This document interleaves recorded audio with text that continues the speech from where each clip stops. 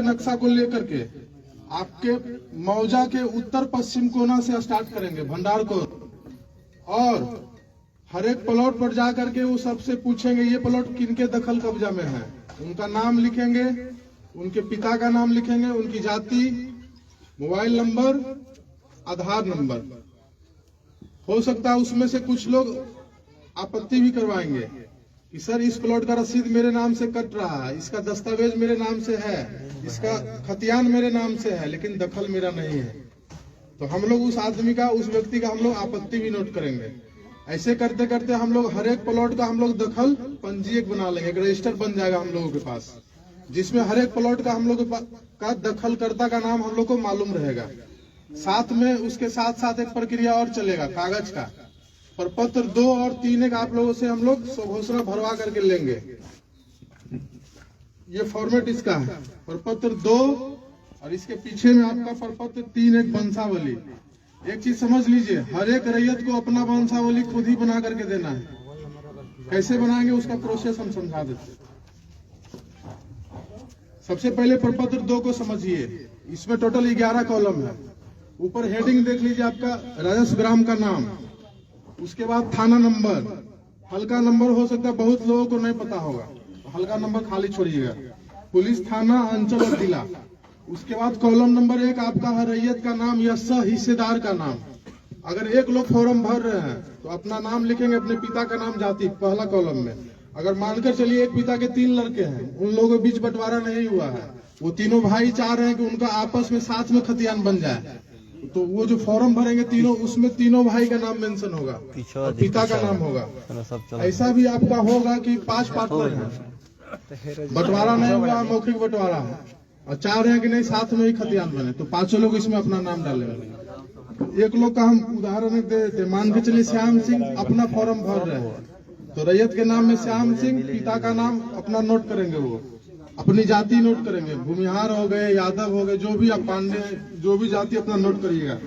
Column number 2 आपका स्थायी पता का है, तो अपना ग्राम, पोस्ट, थाना प्लस जिला।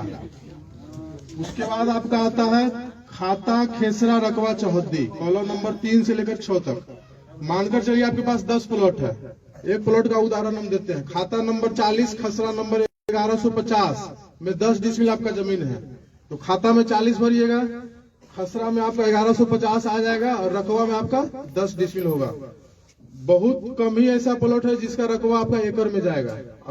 अभी चूंकि सर्वे हुए आपका 115 साल से ज्यादा हो गया, नक्शा आपका हो सकता है 10 एकड़ का भी एक प्लॉट होगा, लेकिन स्थल पर हो सकता है उसमें 50 को प्लॉट नया बन गया होगा, तो जोत आपका भी बढ़ गया है। जो भी प्लॉट आपका है सब डिसमिल में ही मिलेगा। फिर आपका आता है चौहद्दी, हर एक प्लॉट का आपको चौहद्दी लिखना है। इसमें चौहद्दी जो आप लिखिएगा वर्तमान दखलकार का, ये नहीं कि दादा के नाम से लिख दिए और दादा कभी गुजर गए 50 साल पहले। जो अभी जो लोग जमीन जोत रहे होंगे उसका चौहद्दी में नाम मेंशन करना है। अपना जमीन है उसका आपका 4 चौहद्दी होगा चारों तरफ से, उत्तर, दक्षिण, पूरब, पश्चिम। उत्तर में श्याम सिंह, दक्षिण में राधा देवी, पूरब में पैन, पश्चिम में सड़क। ऐसे करके आपको हर एक प्लॉट का चौहद्दी मेंशन करना है। चौहद्दी जो लिखिएगा जान लीजिए जीवित आदमी का नाम लिखिएगा। फिर आपका किस्म जमीन आपका किस तरीके का है, हो सकता है उसमें आप घर बना कर रह रहे हो, या हो सकता है उसमें 2 फसल होगा तो उसमें आपको धनहर भर देना है। एक फसल अगर साल भर में होगा तो आपको उसको भीट भरना है। अगर 10 साल से प्रति होगा तो वहां प्रति भरा जाएगा आपका। फिर है शेष को छोड़ करके लगाना। अभी आपका जो रसीद कट रहा है वो सब लोगों के पास डिजिटल रसीद होगा, कंप्यूटर का रसीद। अभी से 5 साल 7 साल पहले हाथ वाला रसीद कटता था, तो कंप्यूटर से जो रसीद कट रहा है उसमें देखिएगा शेष को छोड़कर लगान लिखा हुआ, वो भरना है तो भरिए, नहीं तो अगर नहीं मालूम है तो उसको खाली छोड़ दीजिएगा। फिर आपका जमाबंदी संख्या, हर एक लोगों के पास रसीद कट रहा होगा, कुछ ही लोग ऐसा होंगे जिनके पास रसीद नहीं होगा। ये समस्या तब आएगा जब आपका दस्तावेज का जमीन रहेगा। खतियानी जमीन जिनके ही पास होगा उनका रसीद किसी न किसी के नाम से होगा, हो सकता है आपके नाम से हो, या आपके पिताजी के नाम से हो, दादाजी के नाम से हो, परबाबा के नाम से हो, दादी के नाम से हो, रसीद आपके नाम से मिल जाएगा, तो उसका जमाबंदी संख्या आपको नोट कर देना। फिर आपका कॉलम नंबर 10 है भूमि पर दावा का अधिकार। जो भी आप खाता खेसरा इसमें भर रहे हैं वो जमीन आपको कैसे हासिल हुआ, हो सकता है वो जमीन आपका खतियानी जमीन होगा। मतलब क्या कि 1905 में जब आपका सर्वे हुआ आपके किसी वंशज के नाम से खतियान बना था, वही जमीन आपके वंश में नीचे आते जा रहा है। दूसरा जमीन आपका होगा आप खरीदे, आपके पिताजी खरीदे, आपके दादाजी, आपके कोई भी पूर्वज खरीदे किसी से, वो आपका दस्तावेज का जमीन हो गया। उस प्रकार के जमीन में आपको क्रय लिख देना है। फिर आपका है बंदोबस्त। कुछ लोग को रहने के लिए जिनके पास जमीन नहीं रहता, सरकार 3 डिसमिल जमीन उनको बंदोबस्त करता है, बासगीत पर्चा। या फिर जो सैनिक के विधवा रहते हैं, सरकार उनको जमीन देती है 5 एकड़। तो जिनके पास ऐसा, या फिर कुछ लोग के पास होगा जो नीलामी से जमीन लिए होंगे। पुराना जमाना में आदमी खाने के लिए अनाज नहीं जुटता था, तो आदमी रसीद कैसे कटवाता? तो जमींदार या सरकार उसका अंग्रेज जमीन को नीलाम कर देता था। तो कुछ लोग को जमीन वैसे भी हासिल हुआ होगा। या फिर कुछ गरमजरो जमीन जो आपका होगा, आप लोग मालिक से आप लोग बंदोबस्त करवाए होंगे, या फिर बिहार सरकार से। तो जिस प्रकार का जमीन रहेगा आपको उस अनुसार से लिख देना है। खतियानी होगा खतियानी लिखिएगा, अगर दस्तावेज का जमीन होगा क्रय लिखिएगा उस खेसरा के सामने में, अगर बंदोबस्ती पर्चा से होगा तो बंदोबस्त लिखिएगा, दान पत्र से मिला होगा तो दान पत्र लिख देना। फिर आपका 11 नंबर कॉलम है अभियुक्ति। अगर आपको और कुछ जानकारी देना हो, तो कुछ लोगों के जमीन पर कोर्ट केस चल रहा होगा, तो उस खेसरा के सामने में कोर्ट केस का जो नंबर आपका होगा मेंशन कर दीजिएगा।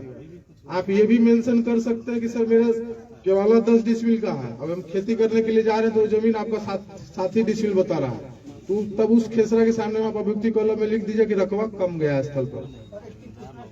अभी सब चीज हम बताएंगे, उसके बाद अगर कोई समस्या होगा तब पूछिएगा। ऐसे होगा कि फिर आप पूछिएगा, फिर दूसरे लोग पूछे, हम सब बात आपको समझा नहीं पाएंगे। और जो चीज हम आपको समझाने के लिए आए मेरे दिमाग से निकल जाएगा, तो पहले हमको बोलने दीजिए, पहले हमको समझाने दीजिए जितना चीज हम समझाने के लिए आए हैं। तब आपके मन में कुछ क्वेश्चन होगा तो हम लोग उसका समाधान करेंगे। प्रपत्र 2 आप समझ लिए, इसके नीचे में देखिए रैयत का हस्ताक्षर, अंगूठे का निशान, मोबाइल नंबर एवं आधार नंबर।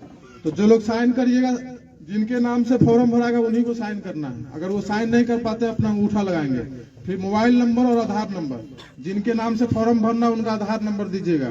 कोशिश करिए 2 मोबाइल नंबर दे। अगर एक मोबाइल में आपका रिचार्ज खत्म भी हो जाएगा, ऑफ बताएगा, तो दूसरे मोबाइल नंबर आपका कॉल जाएगा। प्रपत्र 2 आप समझ लिए। फिर आपका है प्रपत्र 3 एक वंशावली। अभी बताया कि वंशावली 2 तरीके से बनता है। इससे पहले आप लोग सरपंच से बनवा रहे थे, अभी नियम कुछ चेंज हो गया, उसमें पंचायत सचिव को भी ऐड कर दिया गया उस प्रोसेस में। लेकिन ये ध्यान रखिए हर एक रैयत को खुद से ही वंशावली बना करके देना है। अब वंशावली का जरूरत किनको आएगा? आपके परबाबा के नाम से जमीन आपका रसीद है, केवाला है, खतियान आपका है, और परबाबा चले गए ऊपर, कागज उन्हीं के नाम से है। उस कंडीशन में आपको परबाबा का नाम लिखिएगा और उनसे नीचे आपको बनाते जाना। जहां पर पहला जीवित आदमी मिल गए वहां पर वंशावली इंड हो जाएगा।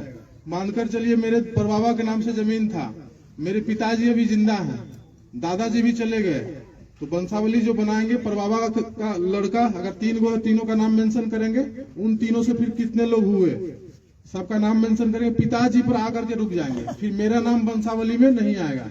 अगर दादाजी जिंदा हैं तो दादाजी पर ही स्टॉप हो जाएगा वंशावली। मतलब पहला जहां जीवित मिल गए वहां पर आकर के खत्म हो जाना। इसमें भी कुछ चीज आपको भरना है। अंचल आपका हो गया। अब देखिए इसमें कॉलम 3 को दिया हुआ है, जहां पर 5 लोग मिल करके जहां फॉर्म भरेंगे वहां पर उनको समस्या आएगी। फिर लोग छोटा छोटा लिख करके 5 लोग का नाम इसी में लिखना है आपको, क्योंकि जो फॉर्मेट है उसी में भरना।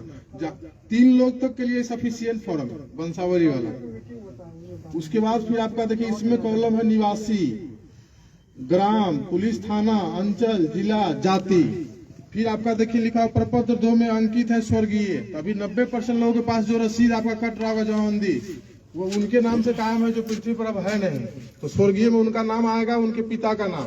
फिर आपका है राजस्व ग्राम, और फिर आपका आ गया ग्राम।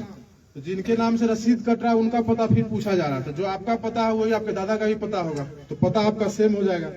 फिर आपका है जमाबंदी क्रमांक संख्या, तो जिनके पास 1-2 जमाबंदी होगा भर दीजिएगा।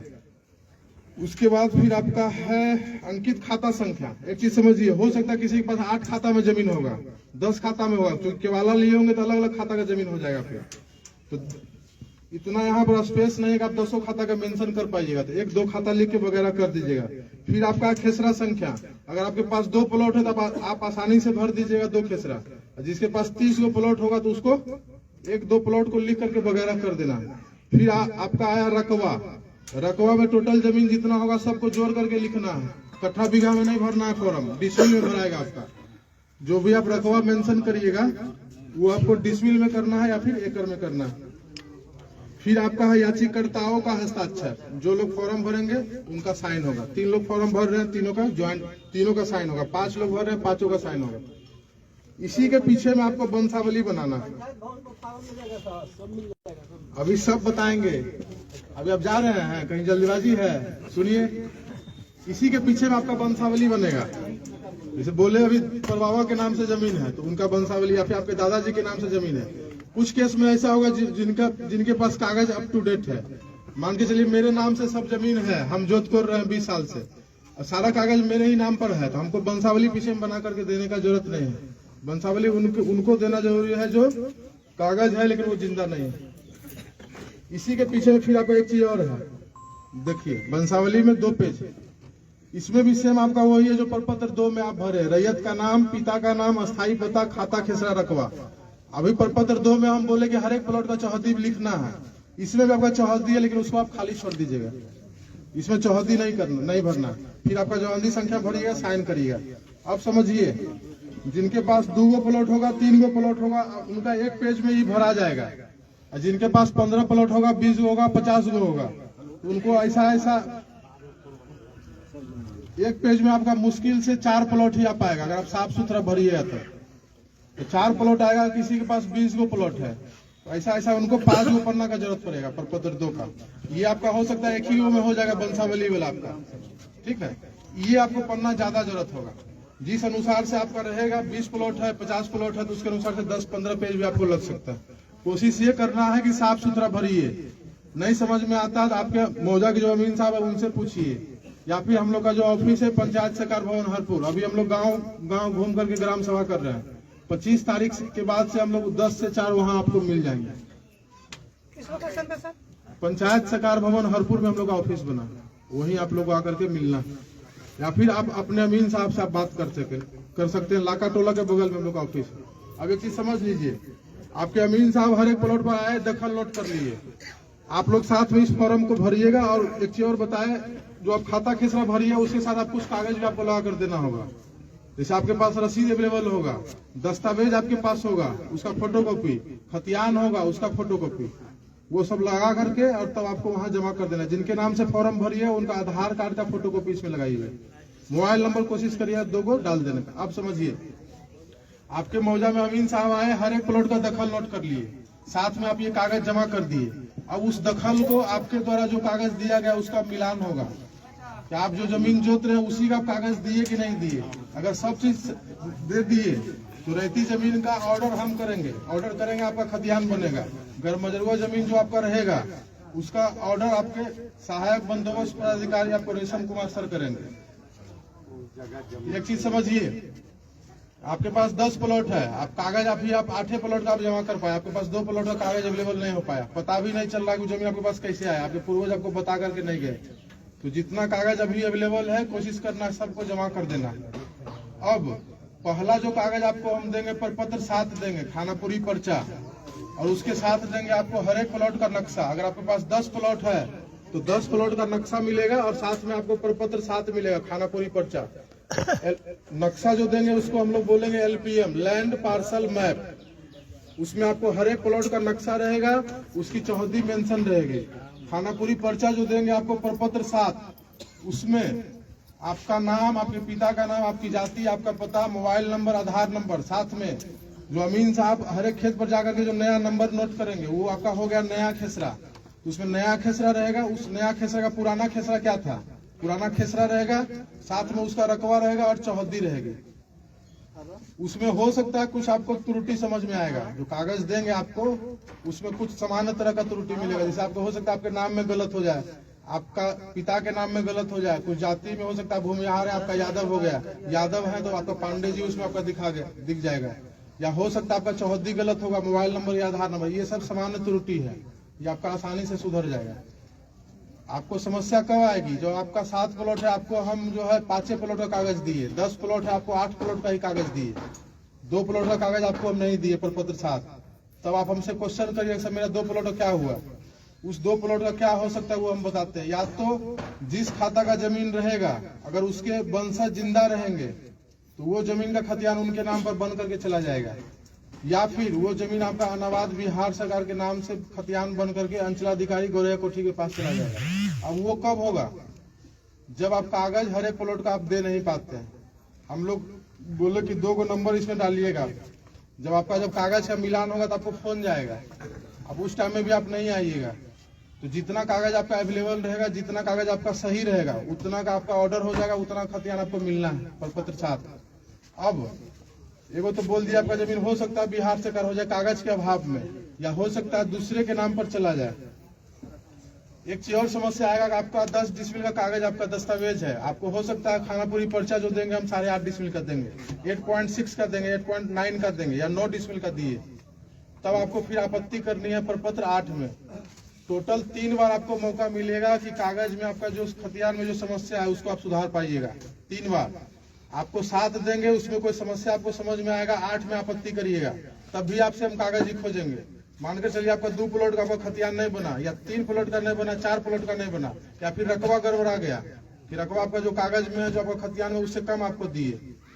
ये भी हो सकता है कि कुछ लोग का रकबा बढ़ करके आएगा। आप समझिए कि रकबा गड़बड़ा कैसे रहा, और जो रकबा आपको जो देंगे हम अभी तो आपको हम ये नहीं बताएगा आप अमीन साहब आपके प्लॉट पर जाएंगे तो आपका प्लॉट नापेंगे, ये तो हम नहीं बताए। ये हम बोलेंगे आपका नाम, आपके पिता का नाम, सब चीज नोट करेंगे, पता, मोबाइल नंबर, आधार नंबर। एक चीज समझिए, ये जो सर्वे आपका हो रहा है वो हवाई सर्वेक्षण आपका है। तो जब हवाई जहाज के द्वारा हर एक प्लॉट का फोटो लिया गया है, तो हमको नक्शा के साथ साथ हर एक प्लॉट का एरिया स्टेटमेंट भी दिया गया है, ये प्लॉट इतना डिसमिल का है। अभी आपका जो उद्घोषणा आपका जो हुआ है उसमें ये बोला गया हर एक रैयत को अपने कागज के अनुसार आरी मेर सही कर लीजिए।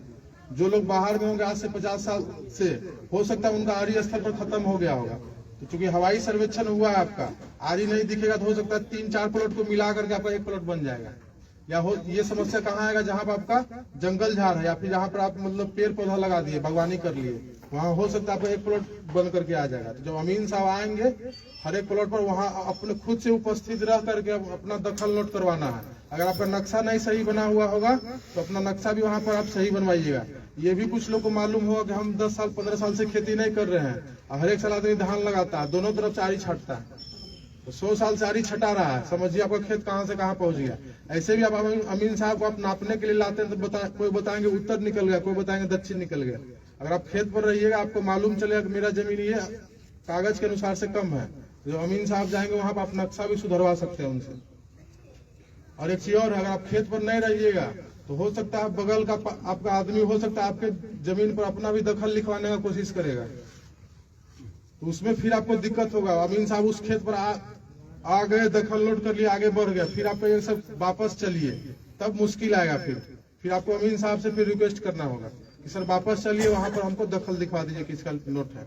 या फिर मान लीजिए आपको पता चल गया कि नहीं मेरा नाम, अब एक चीज समझिए, किसी का 5 पार्टनर है, हो सकता है उसमें 1-2 पार्टनर ज्यादा होशियार होगा जो चाहेगा कि, या फिर हो सकता है उसमें 2 पार्टनर बाहर रह रहे हो, उनके मन में आ सकता है कि वो बाहर में है, उनको पता नहीं है सर्वे के बारे में, उनका भी जमीन हम खुद ही चरवा ले, ये हो सकता है। तो आपको जागरूक रहना है, प्लॉट पर रहिए, या फिर आपका अलग दखल कब्जा है तो अपना फॉर्म आप भर करके जमा करिए। कोई समस्या है अमीन साहब से मिलिए, उनसे समाधान नहीं हो पाता हमसे मिलिए, हमसे नहीं होगा तो फिर सर से मिलिए। एक चीज समझिए, जितना अच्छा आप कागज जमा करिएगा, जितना प्लॉट का मैक्सिमम प्लॉट का कागज दीजिएगा, उतना अच्छा प्रपत्र 7, उतना अच्छा खतियान आपको बन करके मिलेगा।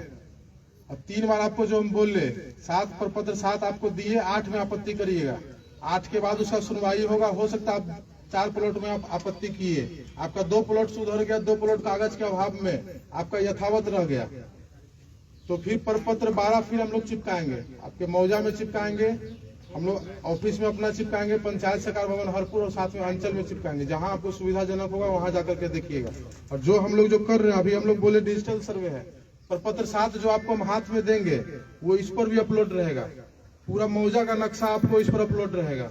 कोई भी प्लॉट पर टच करिएगा आपको दिख जाएगा कि वो प्लॉट किसके नाम से सर्वे हुआ है। आपको दूसरे आदमी के पास जा करके रिक्वेस्ट करने का, बाबू भैया करने का जरूरत नहीं। अगर आप फोन चलाना ऐसा जान रहे हैं, आपको किसी से कोई मतलब नहीं, फोन खोलिए, वेबसाइट बता देंगे, उस पर आपके मौजे का नक्शा आपको अवेलेबल रहेगा। कोई भी प्लॉट पर टच करिए आपको नाम दिख जाएगा, इसके नाम से सर्वे हुआ।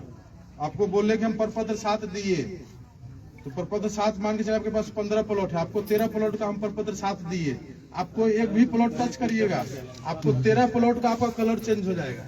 मतलब क्या कि आपके नाम से इस मौजा में 13 प्लॉट का सर्वे हुआ, आपके पास है 20 प्लॉट, 13 प्लॉट का कलर चेंज हो गया या फिर 13 प्लॉट आपके हाथ में दिए, तो मान के चलिए आपके पास 7 प्लॉट का आपका खतियान नहीं हो रहा, तो आप प्रपत्र 8 में आपत्ति किए, उसमें मान कर चलिए 5 प्लॉट का आपका खतियान बन गया, 2 प्लॉट कागज के अभाव में आपका नहीं बना, यथावत वैसे ही रह गया, या तो बिहार सरकार या फिर किसी दूसरे आदमी के नाम पर बनेगा।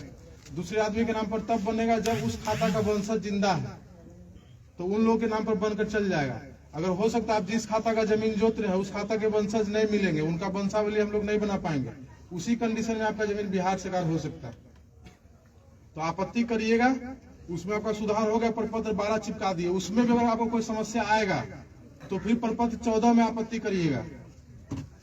14 में भी अगर आपका समाधान नहीं हुआ तो 2 बार आपको मौका हम लोग ऑफिस लेवल पर देंगे सुधार करवाने का कागज में, प्रपत्र 8 और प्रपत्र 14। उसके बाद भी हो सकता है कुछ लोग बाहर में रह रहे होंगे या फिर जिनको सर्वे में इंटरेस्ट नहीं रहेगा कि हाँ ये सब तो ऐसे खेला हो रहा है, सरकार ऐसे ही परेशान करते रहता है, अगर बाद में भी वो जागेंगे तो प्रपत्र 21 में जाकर के बंदोबस्त कार्यालय सिवान में आपत्ति करेंगे। तो यहाँ तो आपका एक अंचल का हम लोग सर्वे कर रहे हैं, बंदोबस्त कार्यालय सिवान में आपका जो आपत्ति गिरेगा पूरा जिला का गिरेगा। तो ये चीज समझ लीजिए, यहाँ पर कम गिरे, यहाँ पर काम आसानी से होगा। बंदोबस्त कार्यालय सिवान जब आपको जाना होगा तो आपको तकलीफ महसूस होगा। तो कोशिश ये करना है कि अगर कोई भी पहला चीज तो कि अपना सब कागज दे दीजिए, आपका सब खतियान सही से मिल जाएगा। हो सकता है उसमें रकबा की समस्या होगा, आपत्ति करिएगा, ऑर्डर करेंगे, अमीन साहब जाएंगे, और चूंकि जमीन आपका स्थल पर ही है, अगर आपका घट रहा है तो आपके बगल वाला का जमीन बढ़ेगा, अमीन साहब आएंगे, चेक करेंगे, नाप करके आपका जमीन का नक्शा सुधार देंगे, आपका खतियान सही बन जाएगा। 3 बार में भी अगर कुछ लोग नहीं सुधार पाएंगे तब फिर आगे कोर्ट का रास्ता देखेंगे, यहाँ से लेकर के आपका पटना और दिल्ली तक भी हो जाएंगे। एक चीज समझिए, जो बोले 25 जिला में आपका रिविजनल स्टार्ट हुआ था, जिनका जमीन कैडेस्ट्रल सर्वे आपका जो 1905 वाला था उसमें 12 डिसमिल था, रिविजनल में उसका 10 डिसमिल का खतियान बन गया, उसका आज तक 10 से पुनः वापस 12 नहीं हो पाया, क्योंकि वो प्रोसेस बहुत लेंदी है। सर्वे में आपका आसानी से हो जाएगा, कोर्ट वाला प्रोसेस आपका कठिन है, 3 पुश्त 4 पुश्त आदमी केस लड़ता है, जिसका जमीन बिहार सरकार हो गया वापस उनके नाम पर अभी तक खतियान बन नहीं पाया। तो कोशिश ये करना है कि सब लोग अच्छे से कागज जमा करिए, आपका खतियान हम लोग बनाएंगे। अभी हम लोग अपना पेट्रोल खर्चा करके आपके गांव में दिखेंगे, जब प्रपत्र 7 जब आपको हम दे देंगे उसके बाद फिर आपको अगर कोई समस्या नजर में आएगा तो खुद हमको आकर के हम लोग के ऑफिस में आकर के जमा करना होगा। ये फॉर्मेट है, ये फॉर्मेट आप लोग अमीन साहब से ले लीजिएगा, उनके फोन नंबर पर उनको मैसेज करिए, आपको पीडीएफ दे देंगे, या फिर आज के बाद से आपको साइबर कैफे में भी ये फोटोकॉपी ये आपको मिलने लगेगा फॉर्म, फोटोकॉपी के दुकान में, या फिर पंचायत सरकार भवन ऑफिस, हम लोग का जो ऑफिस है वहाँ आइएगा, ये आपको मिल जाएगा। ये कोशिश करना है अच्छे से कागज दीजिए ताकि आपका जमीन का कागज आपको हम लोग दे पाए। अब कुछ लोग पास हो सकता है समस्या हो कि सर मेरे पास दस्तावेज है, रसीद नहीं कट रहा है, या फिर रसीद कट रहा है उसमें खाता खेसरा 0 है, या हो सकता है कि सर मेरे पास रसीदें नहीं है, या फिर हो सकता है कि सर मेरे पास 10 प्लॉट है, 2 प्लॉट का हमको कुछ पता नहीं चल रहा कैसे हम जोत रहे हैं, ना हमको गार्जियन बताया ना हम कोशिश कर रहे हैं तो हमको मिल नहीं पा रहा। 2 ही कंडीशन आपका होगा, आपके पास दूसरे खाता का जमीन होगा, आपके पास कागज नहीं है। हो सकता है आपका वो जमीन मौखिक बदलान हुआ किसी से कि मेरे पास ये जमीन है, तुम्हारा वहां पर है, हमको नजदीक यहाँ पर अपना वाला जमीन दे दो, अब मेरा वाला तुम जोत लो। तो आप अगर सौभाग्यशाली होंगे तो आपको गार्जियन बता करके जाएंगे कि फलानमा से तुम्हारा बदलान है, इस आदमी से तुम्हारा बदलान है। अगर आप सर्वे में कागज नहीं दीजिएगा, अगर मेरे पास आइएगा हम लोग आपका सहायता करेंगे, बता भी देंगे कि आपका जमीन जो है, आप इस आदमी का आप जमीन आप जोत रहे हैं, आप उनसे जाकर के पता कर लीजिए आपका जमीन कहीं बदलान तो नहीं। अगर मौखिक बदलान रहेगा तो आप अपना वापस जमीन पर चल जाइए, आपका खतियान आपके नाम से बन जाएगा। अब एक और बदलान आपका होता है रजिस्ट्री वाला, कि हम तुमको लिख देते हैं, तुम हमको लिख दे, उसमें तो फिर कोई समस्या नहीं। तो जहाँ कागज नहीं रहेगा वहाँ कोशिश करना है कि आकर के हम लोगों से हेल्प लीजिए। पहला काम अभी आप लोग का ये है कि अभी आपके पास जितना कागज अवेलेबल है उसको आप भरिए और जमा कर दीजिए, और बाद में फिर आपके पास जो कागज नहीं रहेगा वो आप उसको ढूंढिए, नहीं मिलता फिर हम लोग से संपर्क करिए। जहां तक हम लोग का होगा हम लोग आपका हेल्प करेंगे। किन्हीं के पास हो सकता है उनको जमानती का पता ही नहीं होगा, तो हम लोग कोशिश करेंगे, हम लोग के पास भी कुछ कागज अवेलेबल है, हम लोग कोशिश करेंगे आपका हेल्प करने का। ये समझिए कि जितना अच्छा आप कागज जितना सब प्लॉट का दीजिए उतना अच्छा खतियान आपका बनेगा। अगर नहीं बन पाता है कोई कारण से तो आपको 3 बार भी मौका मिला है, 3 बार में सुधरवा लीजिए।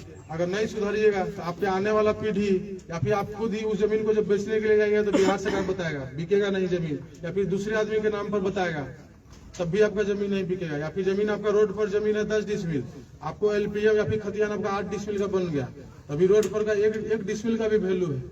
तो कोशिश ये करना है कि अगर कोई समस्या आपको समझ में आता है पर साथ में या आगे जाकर के उसको सुधरवाइए आपत्ति देकर। बाकी और जो कुछ जानकारी हमारे विशेष सर्वेक्षण सहायक बंदोबस्त पदाधिकारी सह पूरे हम लोग का ऑफिस का जो हेड है वो आपको समझाएंगे। पहले सर को सुनिए, उसके बाद कोई समस्या होगा सबको बताएंगे। मैं रेशम कुमार, शिविर प्रभारी सहायक बंदोबस्त पदाधिकारी गोरिया कोटी। आप तमाम सभी आमजनों का मैं तहे दिल से शुक्रिया करना चाहता हूं, धन्यवाद देना चाहता हूं कि आप लोग यहां पे आए और हम लोग उस पूरे सर्वे की टीम को अच्छे तरीके से शांतिपूर्ण तरीके से सुन रहे हैं। तो मैं इनके लिए पुनः एक बार फिर से आप लोगों को धन्यवाद देना चाहता हूं। जैसा कि आप लोगों को पता ही है, ये माननीय मुख्यमंत्री जी का सबसे महत्वपूर्ण महत्वाकांक्षा योजना है, जिसके कारण हम सभी सर्वे के जितने भी टीम यहाँ पे सब पूरे बिहार में ये हो रहा है और जिनमें आप तमाम आम जनों का भागीदारी और सहायता मिले, इनकी हम लोग पूरी उम्मीद करेंगे। यहाँ के आप लोग अस्थायी निवासी हैं, हम लोग जितने भी सर्वे की टीम है वो सब बाहर से आए हैं। आप लोग उनको मदद पहुंचाइए और जिनकी पूरी सूचना नहीं है वो सब सूचना आप लोग दिलवाइए, ताकि हम लोग काम जो है सिस्टमेटिक वे में सुचारू रूप से कर पाए। और मैं एक चीज और बताना चाहता हूं आप लोगों को, आपके अंचल कार्यालय के बगल में ही हरपुर पंचायत सरकार भवन को चिन्हित किया गया है ऑफिस कार्यालय के लिए, जो कि अगले सप्ताह से सुचारू रूप से वो चलेगा। अभी हम लोग सभी जगह सभी पंचायत में ग्राम सभा कर रहे हैं और जिसमें कि अभी तक हम लोग काफी ग्राम सभा कर चुके हैं और यहाँ के जनप्रतिनिधि से भी हमारा ये हमारे जितने भी सर्वे की टीम है उन सबका अनुरोध रहेगा कि आप लोग जिन को पता नहीं चला है या जिनके कानों तक ये खबर नहीं गया है, आप लोग उनको खबर पहुंचाए जो यहाँ सर्वे का काम स्टार्ट होने वाला है और कुछ ही दिनों में यहाँ पे सारा चीज आप लोगों को मिलेगा। आप लोग जितने भी यहाँ पे आमजनों आए हुए हैं, जो नहीं आए हैं, उनको भी आप लोग खबर ये पहुंचा दीजिएगा। और हम लोग का जो शिविर कार्यालय हरपुर पंचायत सरकार भवन है, वहाँ पे आप लोग आइएगा। जो भी समस्या आप लोगों का होगा, जो भी आप लोगों का कागजात से समस्या है या जो भी जानकारी लेना चाहते हैं, आप लोग वहाँ आइएगा और अपने अपने संबंधित अमीन का आप लोग नंबर रखिएगा। चाहे आप लोग आपके जनप्रतिनिधि के पास हर अमीन का नंबर रहेगा, हर मौजे के अमीन का नंबर रहेगा, उनसे आप संपर्क करके आप लोग क्या नाम है उनसे जानकारी ले सकते हैं और जो भी जहाँ तक मदद होगा हम लोग उसमें पूरा करेंगे। और आप लोगों का जो हम लोगों को सहायता मिलेगा इसकी हम लोग पूरी उम्मीद करेंगे। जो आप लोग जहाँ हम लोग बाहर से आए हुए हैं तो हम लोग को क्या नाम है पूरी सहायता का हम लोग उम्मीद करेंगे। और मैं एक चीज और बता देना चाहता हूँ, इस चीज का उद्देश्य क्या है, ये जो सर्वे का काम हो रहा है इनका क्या उद्देश्य है, मैं एक चीज इसका छोटा सा एक झलक देना चाहता हूँ। ये आज के डेट में आपके तमाम जितने भी पीढ़ी है, आने वाली पीढ़ी है, वो सब बाहर रहते हैं, पढ़ते हैं, लिखते हैं, चाहे बहुत दिनों से बाहर रह गए हैं। और आने वाले समय में आपके जनरेशन, आपके पीढ़ी जो है, उनको कहीं नहीं जाना पड़ेगा। सारा चीज एक ऑनलाइन प्लेटफॉर्म पे आ जाएगा, एक कंप्यूटर में फिट हो जाएगा और वो सब चीज कहीं भी रहने के, वो दुनिया के किसी भी कोने से एक मात्र कंप्यूटर में खोलने से, नेट पे खोलने से उनका सारा चीज दिख जाएगा। जो आपका लोकेशन कितना कहाँ पे है, आपका रकबा कितना है, आप कौन सा जमीन का आपका लगान कट रहा है या नहीं कट रहा है, सारा चीज एक ऑनलाइन आ जाएगा, ताकि आने वाले समय में आपके पीढ़ी को किसी भी तरह के मुश्किलों का सामना नहीं करना पड़े।